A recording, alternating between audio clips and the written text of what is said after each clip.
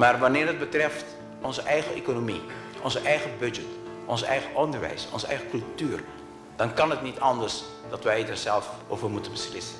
En daarom is het voor ons ontoelaatbaar en we zullen dat ook nooit accepteren. En vandaar ook de hongerstaking.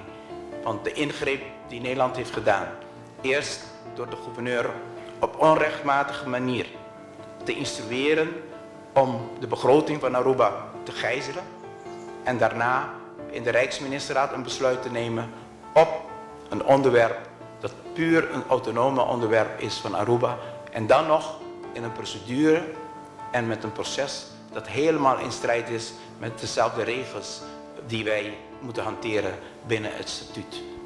Er is een maatregel genomen in de Rijksministerraad zonder de mogelijkheid voor intern appel. De gevolmachtigde minister die ik voor mij zie in Aruba-huis heeft gevraagd voor een intern appel. Dat is niet een gunst. Dat is een recht wanneer er ingegrepen wordt in een landelijke bevoegdheid. Die is geweigerd. De gevolmachtigde minister heeft ook gewezen op de eis dat de Raad van State gehoord moet worden. En dat is ook geweigerd door de minister-president Rutte als voorzitter van de Rijksministerraad. Ondertussen blijft de instructie van Den Haag voor de gouverneur van Aruba om niet te tekenen. De onrust neemt toe op Aruba.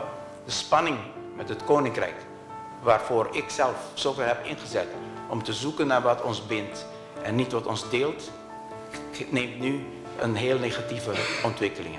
Wij hopen dat in de komende periode hierin heel snel een omslag kan komen.